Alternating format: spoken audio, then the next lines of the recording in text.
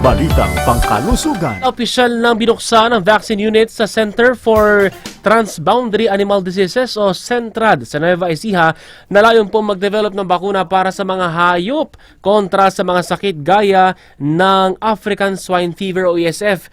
Naglaan ang Department of Agriculture DA ng 151 million pesos para sa 3 taong vaccine development program at laban po yan sa mga sakit gaya ng ESF, foot and mouth disease at avian influenza.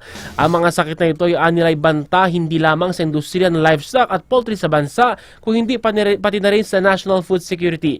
Ayon kay Agri-Secretary Francisco T. Laurel Jr., bagamat may bakuna galing sa ibang bansa, mas epektibo pa rin na makapipigil ng outbreak ang mga locally developed na bakuna na nakabase sa indigenous strains.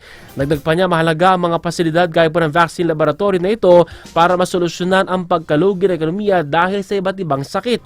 Simula 2019, noong unang ESF outbreak, nalugi na ng bilyon-bilyong pisong swine sector ng bansa, samantala ang AI ay nagdulot naman ng pagkamatay ng higit sa 10 milyong manok simula po nung outbreak ito noong taong 2017. Kaya naman, itinayo ang CENTRAD na proyekto ng DA, Bureau of Animal Industries at Central Luzon State University na layong maging pangunahing pasilidad para sa diagnosis, surveillance, research at technology development ng mga transboundary animal diseases.